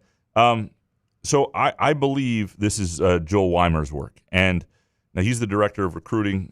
He was the one who brought over Sotelo. He's been, and I don't know that for sure, but he's got the foreign connections, and so I believe that is Joel Weimer, who was a great high school player at Port Huron, by the way back in the day, and he's not that much younger than us, but his dad was the old Port Huron Times Herald sports editor, and I interviewed with him coming out of college. Just little really? Information nobody needed. Write down that my diary. Yeah. All right. Sparty Barb. Graham, have you started reading to Cora? It is never too early to start the reading routine. I recommend the classics. Goodnight Moon, Where the Wild Things Are, and If You Give a Mouse a Cookie. We have Goodnight Moon. I think we have Where the Wild Things Are. We have just a ton of books we've gone out. Oh, that's real? What, Goodnight Moon? No, Where the Wild Things Are. Yeah. Isn't that a porno? Oh, okay. Well, they probably did make a porn version of it, but that's not. No, sorry, that was Where the Men Aren't. The Where the Men Aren't 7, I had that one. The VHS tape. 7? Do you have the first 6? Yeah, dude, I was looking for them for a while. Yeah, okay. Where the Men Aren't series. Yeah, it's different from the Where the Wild Things Are. Only on this show can we confuse children's books and porn. So, yeah, no, we have not. She's 3 weeks old on Saturday, and but it's certainly it'll be a huge part of our routine. Are you doing a birthday party for her third week? Third week. We are not. We do celebrate like each Saturday at 1:43 when we Really? Yeah. How long are you going to keep that going? Not for like another week or two. Oh, okay. Yeah. It's fun early on, Like, how do you celebrate? Well, we just acknowledge it. Point We don't to really point to the sky a little bit. Yeah, we just thank the big man upstairs. Glass of milk. That's. Oh shit! Come on. Let's go green. Go Gal. I need to be quicker. The John Keating of Southern Maine next. Are you really going to make me listen to last Friday's show to find the part where you said that you'll wait and see how the schools are when talking about Cora attending LPS? Hondo said you're a good father. Considering DeWitt doesn't mean you don't love Lansing schools. Don't make Hondo a liar. We're 5 years away from these sort of decisions, so we will see. And Lansing has some great elementary schools, and that should be noted. Noted. Fart Soup Graham. If Jason had a son, would you let daughter Couch marry son Rube? Where would that wedding be, and what would be the menu? And will Norm be officiating? Well, Norm would be very old at this point if that were to ever. But he might make it. But if yeah, absolutely. If Jason had a son, he may have multiple sons. We don't really know. No, just one. Yeah. There's one possible child out there. I would love to have Cora marry into Jason's No, family. you wouldn't. I wouldn't allow it. I would not allow my son to do that to you. There's no way. Find someone else. Solari's got kids. Fart Soup, now that Couch is with child, does that mean he'll definitely never get back to answering skip questions or fix something in post or take our recommendation for a July topic? Yep. These are all false promises he's made to many of who listen to the show. Well, the last batch of skip questions were ones that happened right before she was born, and so it was like a week and a half later, and that they weren't timely much anymore. No, what July topic have we not? We usually get into stuff that throw it out there. Yeah, absolutely, and that's probably one of his hypotheticals that. Yeah. Good Lord. Fix something in post. We've never actually done that. The first time we do, it'll be the first time. And I keep waiting for us to like say something where I go, holy shit, we do have to like fix that in post and delete the show. But we've never actually done anything to that level. We've never said anything that stupid. We have said a ton of stupid shit. We just don't censor ourselves. I mean, there's only the major. What would you have to go back and post and get rid of? You drop the N-bomb or something? I mean, yeah.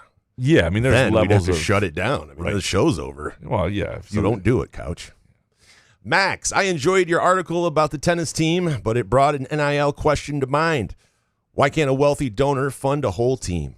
It seems possible for niche sports like tennis, golf, field hockey, or cross country. Fewer athletes and lower payroll seems to be a recipe for creating a powerhouse with the right donor involvement. There has to be a Matt Ishbia type for most of these programs, a rich person who loved being on the team during their days in college. So this can happen and does happen certain places, and at Michigan State with golf, and I mean, this is one of the reasons, like, the women's golf program is one of the few programs that doesn't lose money, right? I mean, it's you can do it with scholarships and other things, but what we're talking about here is the separate portion of paying players directly, which, again, if you don't want to ignore the rules, you can. The challenge for like MSU tennis, and I think you're going to see this in MSU gymnastics, which just lost its top two assistants. One is the head coach, the other is the assistant at Nebraska, and these are especially Nicole Jones. She really key in building that program. I mean, I think you're going to see a dip there in MSU gymnastics. Maybe not. Mike Rose did a nice job. Maybe they'll be able to keep it going. He'll be able to replace those. But I think one of the problems is in terms of how much, with the revenue sharing, that they're going to focus on a few sports, and the others are going to struggle. And expecting those sports to win, to me, is probably a bit too much. And I think MSU tennis will be one of those that they built what they've done right now in part with NIL money through a collective that was This Is Sparta, which is Charitable Gift America, and some of the guys they brought in. And that stuff, it's not money like you're giving Jeremy Fears, but it's significant. And that's kind of gone away because they don't allow the collectives anymore, and MSU doesn't have that relationship anymore. And so, you could have somebody come in and fund the program, but that doesn't do. Yeah, but for how long? Like if if you have a lot of money, well, you want to fund a tennis program for what, 5 years? But even if you wanted to, again, you're not paying the players. You could say, well, this is what MSU swimming and diving, when they got cut, were claiming we could get private donations to run this thing, and you might be able to find that in perpetuity in a sport where you get somebody who's just paying for the sport. What you can't do though right now is pay the players through that same deal, and that's the problem. That's the challenge, and that's what MSU tennis is. Like, all the deals MSU's tennis players have right now were signed before the House settlement went into effect July 1st. Well, those all run out at the end of this year. So how do you continue it beyond this? And now a lot of tennis programs are going through that. And I think there have been 4 Division I tennis programs cut like in the last week. A lot of people are just dropping the sport altogether. Michigan State just invested in new facilities with Joan Secchia. That's not going to happen at MSU. But, in terms of like continuing the momentum that they've created there, I think it's going to be a little more difficult and a little more challenging than the system that was in place the last couple of years. Scott Skiles' long pinky fingernail next. Why does MSU always seem to have no cash? We got the $500 million. I know it doesn't arrive all at once. Athletics is a have financially, and it's in the windfall Big Ten. And we can't afford a nice stadium, a basketball center, or a 500 football team. Fucking embarrassing. It's a have relative to a lot of places. A lot of places have no cash, but it's not a have relative to a few places, and it is not at the top. And their goal is to be a top 10 athletic department. Doing so is going to have to take creating more revenue than they've had for a while, and that's the idea of Spartan Ventures, right? It's the idea of creating something sustainable and flexible, and what that looks like exactly. I'm curious about too. I mean, I've done some reporting on this. I still don't have a great sense of, but a lot of that's done through like your media rights deals in house and other things like that. You can look what Duke's doing with Amazon right now. Like, that's a really smart deal, right? Where Amazon is partnering with Duke. They're going to show some games. Those players are going to promote it, and they're going to get paid by Amazon. Like, seems like it shouldn't be legal, the Amazon deal. Like, yeah, it's good for them, but when you think about it, it's like, why is that? But really? It's more legitimate NIL than most of this stuff. I understand, but it just sounds shady. Yeah. Greg Boone, Graham, can there be more proof the blue wall exists? Then someone should write the story that scum gets special treatment from the NCAA, but I can't because the Freep owners also own the LSJ. Oh, would they be mad if Michigan was seen getting special favors? Wall confirmed. No, see, the idea, and I don't know if I phrased that well. Somebody brought it up the other day. Blue wall. It's confirmed. You're talking about me investigating the practices of people in my company. Like, that's a quick way to get fired. Oh, it's not about them and doing, special favors, and I don't think they're doing special favors for Michigan. But what you're asking me to dig into the again, it is what it is, man. I'm not saying it's not a story that somebody couldn't do and somebody couldn't show some biases. It's just, we all, if you work for a company and you investigate your own company, that'd be a great movie. It's not, you want to do it for something that's really, really awful. Like, if your own company was up to something you thought was really, really terrible, or like a Rossini thing, well, or just something that was, I don't know. Pedophilia or something. I don't know. Jesus. I don't know. I'm just saying something really bad. How do we go zero to pedophilia on this show? I'm just saying, What the? It's not. Jesus. Yeah. Children listening. Apologies. Religious people who don't like when I swear. Hans Jurgen, should I feel ashamed of MSU's football program? Haven't we lost our identity? Or do I need a new antidepressant? I don't think you should feel ashamed of anything. Why would you? Zoloft? Yeah, it's not your problem. I mean, that's the beauty of being a little removed, even if you are a fan. It's you can be disappointed, but ashamed. Never be ashamed. Xanax. Klonopin still around? Hans Jurgens, what should be our win expectations for year 1 and 2 of the Fitzgerald era? So I would not have win expectations. I would have performance expectations. And what I mean by this is to have win expectations mean you understand what the teams elsewhere in the Big Ten are going to be, which you never do. You can say, it should be a 6-win season, 7-win season. You have no idea of what Illinois is going to be or what Nebraska is going to be or what. So you could have one level of performance which could be a win over Nebraska. That same level of performance might be a loss to Nebraska just based on the level of Nebraska, right? So having a win expectation, I think it should look different than it did last year. I think it should be more competitive. I think they should finish games better than they did last year. The UCLA game shouldn't show up, and you have this game where they don't show out there, and you have those sort of things. I think it's a know it when you see it, like the way they compete, the improvement, things like that. Hans Jurgens, isn't it best that MSU focuses on the beauty of our botanical garden and the rejuvenation of the red cedar instead of sports, which is the opiate of the masses? Wouldn't a better contribution to humanity be to have the most natural wonders in the Big Ten? Probably, but everybody's sick with this. I mean, I get all these people saying, well, they should just drop tennis or drop this sport or non-revs. I mean, it's our own lack of taste is the reason that people aren't more into college tennis than college basketball. I'm going to tell you right now, college basketball relative to the best pros in the world is probably a lower level than college tennis relative to the best pros in the world. College tennis has become a really good feeder system. And so if you care about quality, you'd care more about college tennis. It's just not what we care about. But, we shit all over the non-revs and just because we don't have any taste. It's not really easy to watch. I mean, when did they play? That's fair, too, because people don't watch. Don't play in a giant stadium where you just go, oh, today's Saturday, we go to a game. Yeah, I think I would fix that take and post if I had to do it over again, but I gave the take anyway. Yeah. So I don't know if that helped you, Hans. All right, Hans Jurgens. Is Hawaii Spa more pleasurable than Spartan Stadium? I don't know, Jason. You've been there, right? I think so. Yeah. I mean, out of the two, yeah. They both have troughs, which is weird. Jake Hawkins, thoughts on Michigan's recent haul of players from the transfer portal, and what could it mean for MSU's 2 games against Michigan next year? Well, I mean, they clearly have a track record at this point of even the year they weren't as good 2 years ago, of identifying the right guys that fit them. And so we'll see. I don't know exactly what that'd be. I think it will be hard to develop year over year programs out of the portal that are largely out of the portal that always hit. But they just won a national championship, right? And they just won a national championship with, I would say one of the top 6 or 7 teams of the last 25 years to win a national title. So they've earned the right to and their evaluation to think they're going to do it right. I don't know to this point, but they're going to be good. Upper Deck Jerk Guy, does Rube suffer from hippopotamostraphobia? All right, let me put this hippopotamostratrosa. I mean, come on, that's not even a thing. It's going to be a thing. Don't be porn. Don't be porn. Hold on. All right. It is a word. I love that he finds these things. It is the ironic, largely humorous term for the fear of long words. Damn. That's great. I have that. How do I tell my doctor?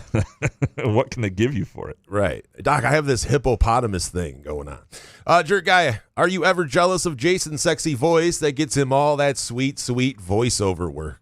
You could do voiceover work. It's a great voice. Kraft macaroni and cheese.